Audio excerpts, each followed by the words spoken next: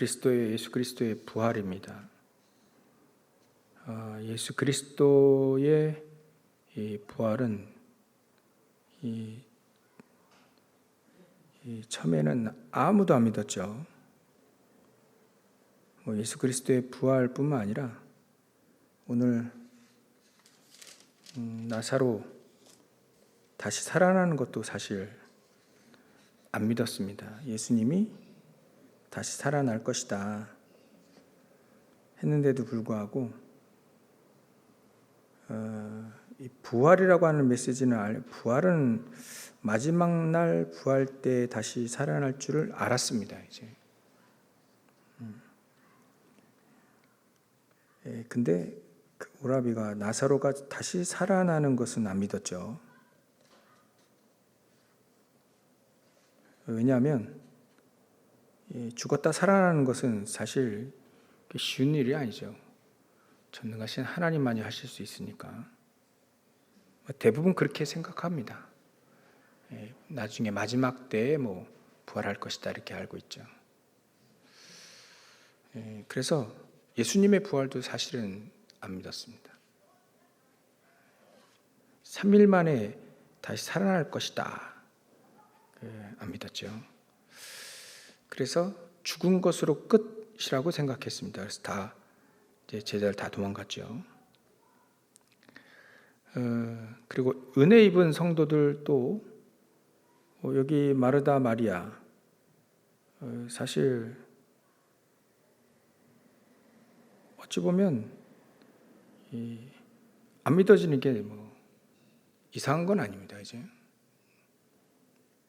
죽었다 살아나는 것도 안 믿어지겠지만 부활도 사실은 부활이라고 하는 게 그게 사실 말은 그럴 듯한데 쉽게 믿어지는 건 아니죠. 그러니까 예수님 말씀 안 듣고 들었는데 안 들었죠. 안 믿어지니까. 그래서 원래 불신앙의 자리, 자기 원래 인간으로 다시 돌아갑니다. 그래서 다시 고기 잡으러 갔죠. 원래 직업. 사람을 낚는 어부가 되게 하리라 했는데 이제 다시 물고기 잡는 어부로 같이 되돌아갔습니다. 그리고 마리아는요, 사실 무덤에 간 거는 예수님 무덤에 간 거는 이렇게 시체 기름을 바르고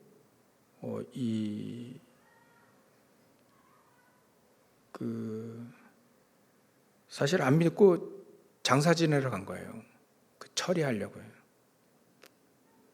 그러니까 왜 안 믿었을까? 왜냐하면 자기 생각이 그런 거예요. 자기 생각. 예수님 말씀보다는 자기 생각이에요. 자기 생각. 자기 생각에 안 믿은 겁니다. 왜냐하면 사람 죽었다 살아나는 건 혹시나 있습니다. 그죠? 그런 경우 가끔가다 있으니까요. 근데 부활이라고 하는 것은 사실은 없었으니까요. 이때까지 죽었다 살아난 건 있는데 오늘 나사로처럼 죽었다 살아난 경우는 있잖아요. 근데 부활은 없습니다. 겪어본 적도 없고요.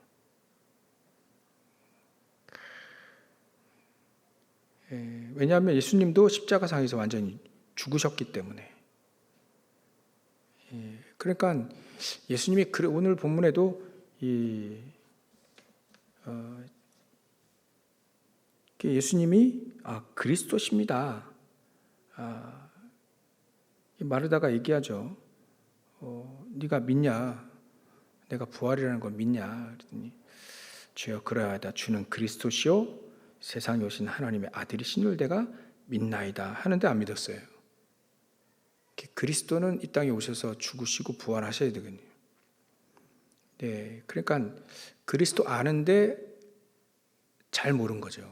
그건 아는데 잘 모르는 경우가 굉장히 많습니다. 아는데 잘 몰라요.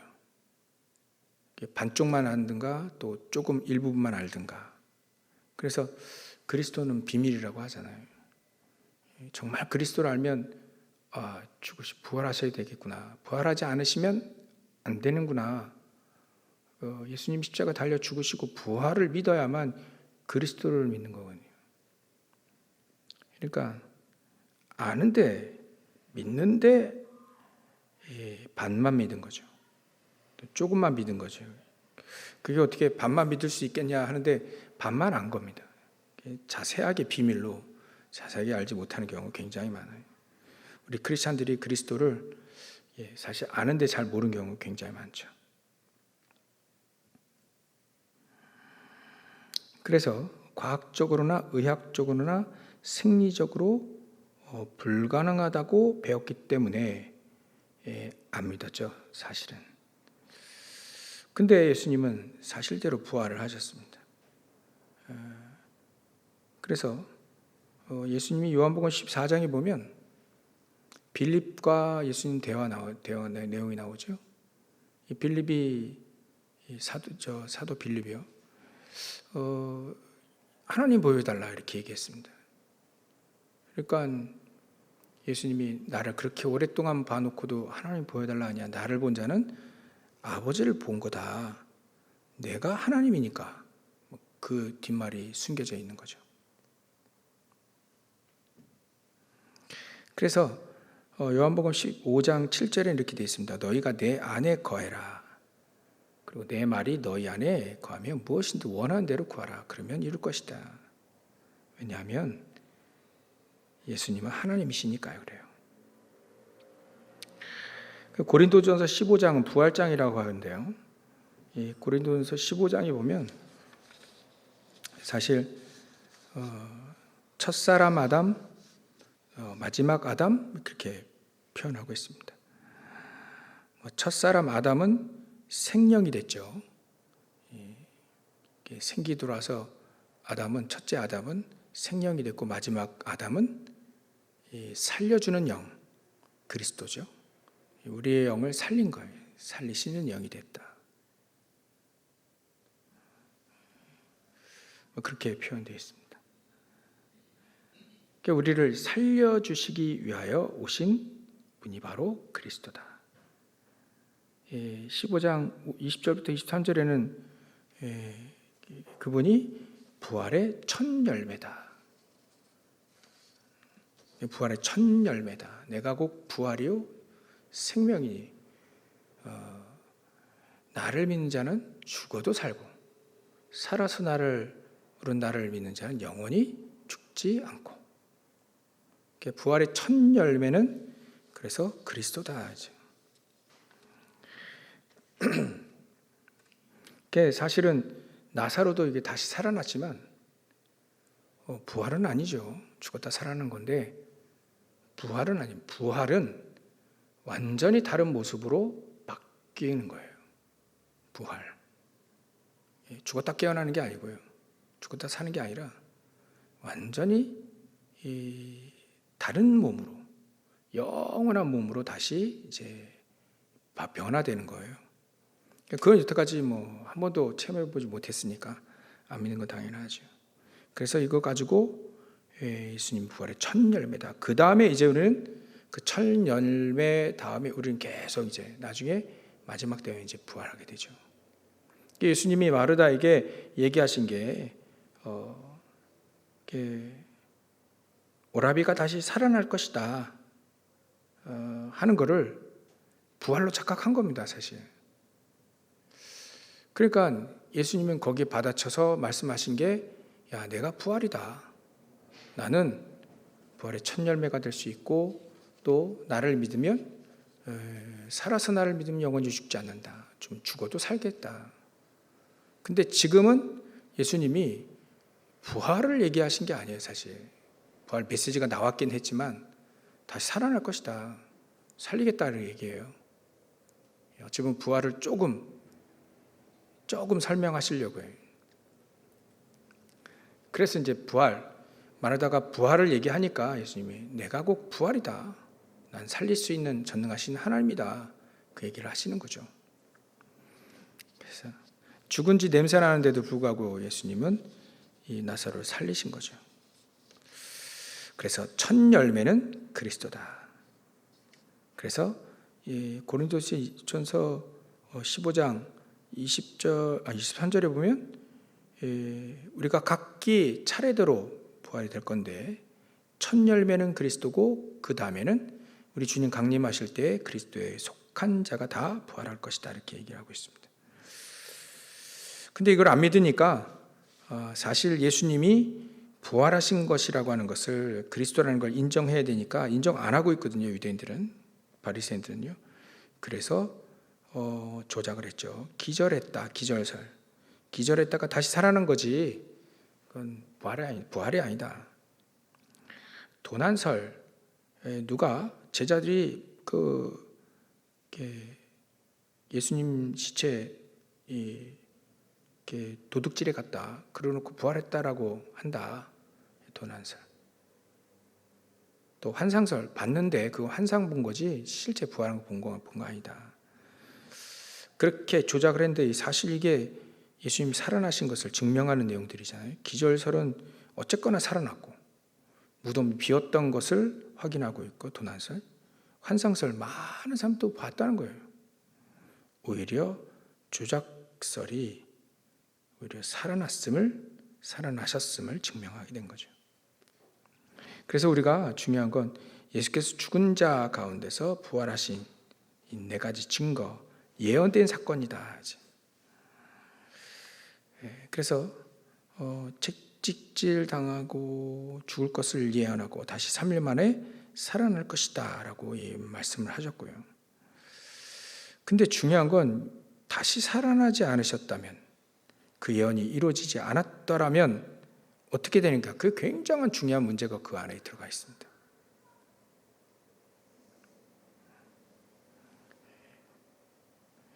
그래서 그게 바로 어찌 보면 4번의 교회와 성도에게 능력으로 나타났다는 건데, 하여튼 빈 무덤이 증거한다는 것은 예수님의 친구들도 다 죽을 거, 또 장세 지내는 거, 그밖에 모르는 거죠. 그리고 이 원수들, 바리새인들이야 이 정치꾼들은 도둑질하지 못하도록 파수꾼으로 지키게 하고 돌에 또 인봉을 했다. 그때 예수님 부활하셔서 고린도서 15장 4절부터 8절에 보면 베드로에게 12제자이고 500여 제자에게 또 야고보 모든 사도 바울, 또 바울에게도 예수님이 나타나셨죠. 실제로 부활을 하지 못했다면 그 증인들은 사도 바울이 얘기합니다. 그러면 우리는 거짓, 하나님의 고린도서 15장 15절에 보면 우리는 하나님의 거짓 증인으로 발견될 것이다. 우리가 거짓말하는 것이다. 거짓 증인 아니냐. 내가 그러면 다메섹 등에서 봤는데 진짜 예수님 만나서 눈도 멀기도 했고 했는데 내 거짓말쟁이가 되는 것이다. 분명히 예수님 살아계셔 내 앞에 빛으로 오셨다. 그래서 사도 바울은 고린도서 15장 17절에 보면 만일 부활이 성취되지 않았더라면 어떤 일이 있을 수 있겠냐. 너의 믿음도 헛되고 또 여전히 죄 가운데 있을 것이다. 심각한 문제가 와요. 믿음이 헛되가요. 헛된 믿음이 되는 거고, 또 여전히 죄 가운데 있으면 어떻게 됩니까? 그 죄의 싹은 사망이요, 또 죄 가운데 그대로 있으면 저주 재앙이 우리에게 끊어지지 않는 건데, 우리는 아직도 저주 재앙 가운데 있게 되는데 사실은 그 문제가 끊어진 거죠. 그래서 하나님의 자녀들에게는 재앙이 넘어가게 된 거예요. 저주 재앙이 끊어졌다. 불신자와 우리 하나님의 자녀가 이렇게 완전히 다르죠. 그걸 우리 삶 속에서도 알게 됩니다. 그래서 우리의 삶 속에서도 재앙이 넘어가는 것, 그런 것들이 많이 확인되어지죠. 그래서 4번 교회와 성도에게 능력으로 나타나신 겁니다. 능력으로 나타나셨다는 거 우리가 기억을 해야 됩니다. 초대교회 그래서 베드로가 설교의 주제가 바로 봅니다. 예수님이 부활하신 거예요. 그때 하나님의 메시지가 부활 메시지였어요. 그 예수님이 다시 부활하셨다는 내용을 한 거예요. 근데 거기에 능력의 역사가 일어났죠.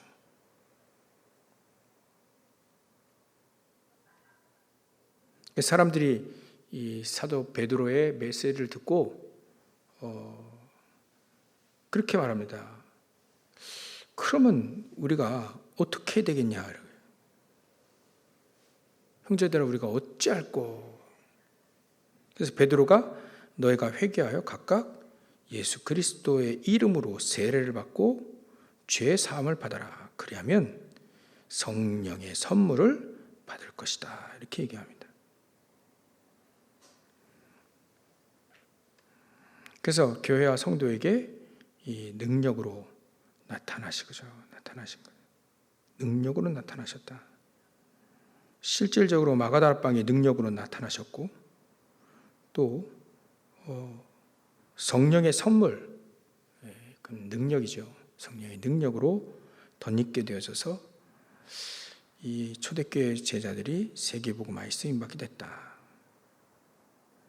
그리고 사도행전 2장 41절 42절에 보면 그 말을 받은 사람들은 세례를 받으며 이날에 신도의 수가 제자의 수가 3,000이라 더하여졌다. 그들이 사도의 가르침을 받아 서로 교제하고 떡을 떼고 오로지 기도에 힘썼다. 이 사건이 일어난 다음에 이제 부활하신 예수 그리스도는 얼마나 능력이 있냐면 나면서부터 안진뱅이였던 그 안진뱅이도 일으켜버리죠. 죽은 자도 베드로는 살려버리고요. 그러니까 능력으로 나타나게 된 겁니다. 부활하신, 죽었다가 살아나는 건 이게 보통 옛날에는 천사들이 와서 살렸다 이렇게 얘기하고 있었어요. 그렇게 믿었습니다. 근데 사실은 사람이 죽은 자도 살리는 거 그렇게 쉽지 않잖아요. 기도하면서 말이죠. 부활의 능력을 믿는, 그리스도의 능력을 진짜 믿게 되어지는 그 믿음을 가지고 죽은 자도 살아나고 그런 역사들이 일어나게 됐습니다. 우리 이 역사가 지금도 우리에게 유효하다. 그래서 부활의 결과 6번 부활의 결과입니다. 그래서 사도행전 2장 17절에 보면 말세에 내 영을 모든 육체에 부어줄 것이다 이렇게 얘기합니다. 부활의 결과 모든 육체의 성령의 능력을 물붓듯이 하겠다. 자녀들은 예언할 거고 젊은이들 환상을 보고 누구든 꿈을 꾸고 모든 육체 남종과 여종이 부어줄 것이다 이렇게 얘기하셨어요. 성령의 능력으로 덧입게 되어진다. 우리가 이 능력을 덧입어야 되는 거죠. 그리고 부활의 결과 예수님은 예수님이기 때문에 그리스도시기 때문에 로마서 1장 4절에 보면 성결의 영으로는 죽은 자들 가운데서 부활하사 능력으로 하나님의 아들로 선포되었다. 그분이 바로 곧 우리 주 예수 그리스도시다 이렇게 얘기하고 있습니다. 그리고 에베소서 1장 19절 20절에 보면 그 힘의 능력으로 위력으로 역사하심을 따라 믿는 우리에게 베푸신 능력의 지극히 크신 것이 어떠한 것인지 너희들이 알게 되기를 원한다. 사도 바울이 에베소 교회에게 얘기합니다. 그의 능력이 그리스도 안에서 역사하사 죽은 자들 가운데서 다시 살리시고 하늘에서 자기 오른편에 앉히셨다 이렇게 표현하고 있어요. 얼마나 그 베푸신 그 능력의 그 능력이 얼마나 큰지를 우리가 알게 되기를 원한다 이렇게 했어요. 죽은 자들 가운데서 다시 살리시는 그 하나님의 그 능력, 죽은 자도 살리시는 하나님의 그 능력, 그 능력이 하나님께 있다.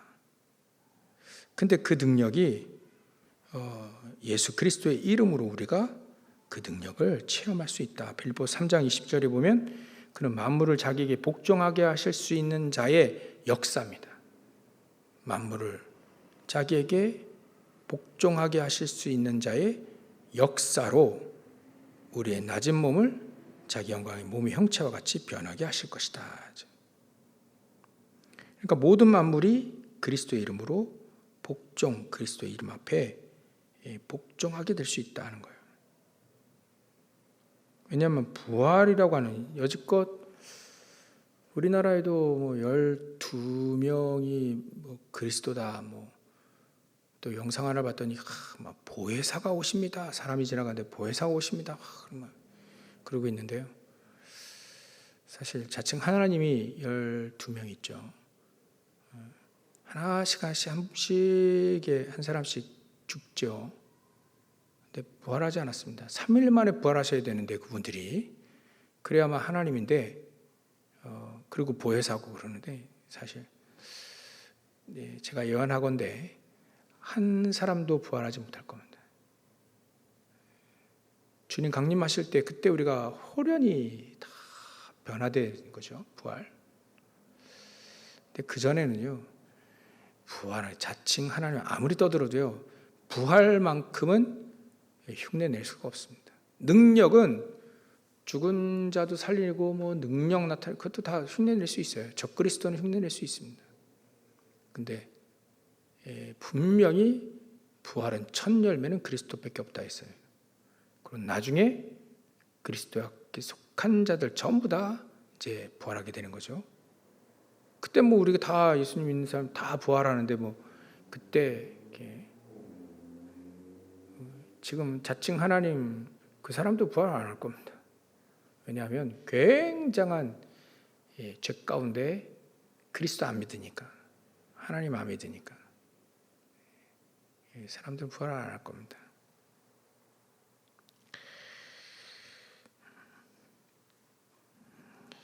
그리고 히브리서 13장 8절은 예수 그리스도는 어제나 오늘이나 영원히 동일하시다. 변치 않으신다. 누구든지 그분을 믿으면, 그 예수 그리스도를 믿으면 구원 얻게 되는 것이죠. 그래서 오늘 예수 그리스도의 부활에 대해서 얘기했는데요. 진짜 우리가 부활을 믿으면 능력으로 역사하시게 되어 있다. 왜냐하면 부활 그 자체가 하나님의 능력이니까, 그리스도의 능력이고 그 이름의 능력이기 때문에 그렇다. 이게 안 믿어지면 이제 우리의 믿음이 헛되게 되는 거죠. 그리고 여전히 죄 가운데 있고 재앙 가운데, 저주 가운데 있는 거죠. 굉장히 이게 중요합니다. 그리스도를 믿는다는 건요, 굉장히 믿어진다는 게 굉장히 중요한 축복입니다. 예수 그리스도를 믿으면 저 귀신 사단의 세력이 무너지잖아요. 부활을 안 믿으면 그 귀신 사단의 능력을 못 이기는 거예요. 우리 인간은 못 이기니까. 계속 사단에게 속아야 되고 또 사단에게 당해야 되고 운명에 잡혀 있어야 됩니다. 그래서 예수님이 부활하신 이유가 바로 그겁니다. 사단의 사망의 권세를 잡은 자 사단을 멸하기 위해서 이 땅에 오신 거죠. 죄 문제 해결됐기 때문에 저주 재앙이 이제 넘어가게 되는 거죠. 무너지는 거죠. 그리고 우리의 배경이 지금 하나님의 나라가 우리 안에 또 우리 현장에 임할 수 있는 가장 중요한 이 계기가 바로 예수님의 부활입니다. 우리가 그걸 믿을 때 이런 모든 문제들이 해결되어진다는 거죠. 그래서 부활의 능력을 오늘 생각하시고 가시면 됩니다. 부활이 믿어지는 건 하나님의 은혜고요. 원래 못 믿는 게 정상입니다. 예수님 부활하신 건 우리가 눈으로 봤습니까? 믿어지는 것뿐이지. 우리가 나중에 부활할 건 그건 나중에 언제 될지도 모르고요. 분명히 될 건 한데 지금 우리가 얘기할 수 있는 건 부활의 능력이 현장에서 나타나게 되어질 때, 예수님의 그 이름의 능력이 현장에 나타나게 되어질 때 그때 도저히 이 구원의 축복을 통해서 이 삼저주가 무너지는 능력들, 그 능력 속에서 우리가 부활을 눈치를 채고 그 능력을 통해서 우리가 알게 되는 거지, 우리가요 어떻게 부활을 믿을 수 있겠습니까? 믿어지는 은혜 속에 있는 거죠. 그 능력이 나타나면 우리 모두 우리가 해결할 수 없는 그 세 가지 저주 문제가 해결되어지는 것이 사실적으로 우리가 확인하고 믿어지고 현장에서 증거되고 체험되어지니까 그 모든 것들이 믿어지는 거죠. 그러니까 우리가 능력이 있는 게 아니라 예수 그리스도의 그 부활의 능력이 우리 안에 있어 삼저주가 무너지는 거죠. 놀라운 축복이 우리에게 있습니다. 그래서 너희가 내 안에 믿고 그리스도의 부활을 믿고 예수님이 우리 안에 또 우리가 예수님 안에 예수님 말씀이 내 안에 우리가 예수님 안에 거하면 그리스도 안에 거해라. 사는 걸 말하죠. 거한다는 건. 거주지 할 때 그거 살 거라고 해요. 거자가 그 안에 살면 그 안에서 살고 그 안에서 기도하고 삶을 살고 인도받고 이게 가장 중요합니다. 거하면 그리스도 안에서 요즘에 우리 계속 기도하는 기도 속에서 해라. 기도 속에서 하라 그거예요. 기도 속에서 그게 거하면 똑같은 얘기입니다. 기도 속에서 우리는 살아내 내 업도 인생도 기도 속에서 거기서 응답 나온 것 가지고 하라. 그게 바로 거하면 너희가 내 안에 내 말이 너희 안에 거하면 기도 속에서 그리스도 안에서 사도 바울이 제일 많이 쓴 게 그리스도 안에서라고 합니다. 그리스도 안에 있는 누구? 또 우린 그리스도 안에서 모든 것을 하는 거죠. 그리 되어지면 무엇인지 원하는 대로 구하라. 예수님 말씀이에요. 무엇인지 원하는 대로 구하라. 그리하면 이루리라. 그리스도 안에서 발견했기 때문에 사실 다 이루어지는 거죠. 이 축복이 우리에게 있습니다. 거하면 부활의 능력 또 부활하신 그 그리스도 안에 우리가 거하면 이제 동행 함께 하시게 되는 함께하는 거죠. 이제 함께하는 수준이 우리의 생각 수준이 이제 함께하는 수준이 되는 거예요. 그리고 우리가 우리 주님과 함께하는 축복들을 계속 누리게 되면 이제 우리가 망대가 세워지게 되고 또 그 여정을 가게 되고요. 그 안에 거하면 기도 속에서 뭐든지 계속하면 이제 이정표가 이제 세워지게 되는 거다. 그런 축복들이 우리에게 있습니다. 그래서 오늘 딱 제가 생각한 게 그거예요. 메시지 준비하면서 그리스도의 부활의 능력을 우리가 얼마만큼 누릴 수 있겠는가. 능력을 누리는 것이다.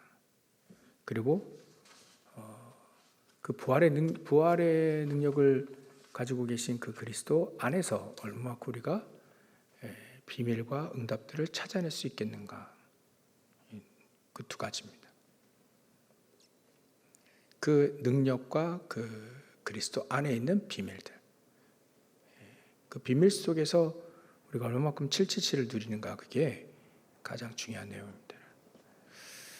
그렇게 해서 우리의 영적인 눈이 떠지고 실질적인 사실적인 보좌의 축복과 시공간천한 축복 또 2, 3, 7, 5청전 살릴 수 있는 빛의 능력이 저와 여러분들에게 임하였습니다. 예수 그리스도는 어제나 오늘 영원히 동일하시기 때문에 이 능력을 누리시고 승리하시기를 주의 이름 축원합니다. 기도하겠습니다. 하나님께 감사와 영광을 돌립니다. 예수 그리스도의 그 부활 처음에는 안 믿었지만 이제 능력으로 그리스도 예수의 부활하신 그리스도 예수의 능력을 현장에 체험하는 우리 제자들부터 초대교회에서부터 사도 바울이 누리며 현장에 많은 흑암들이 무너지고 또 제자들을 찾고 세계봉화가 되어지는 것처럼 하나님 저희들도 이 부활의 능력 속에 거하게 하시고 그 부활의 능력을 우리가 체험하며 현장에 사실적인 응답들이 이루어질 수 있도록 역사해 주시옵소서. 이 시간도 하나님 영광을 받으시고 부활하신 그리스도를 보내주시며 또 부활하신 그 능력 속에 있게 하신 아버지 하나님께 감사와 영광을 돌리며 거룩하신 예수 그리스도의 이름으로 기도 올려옵나이다. 아멘.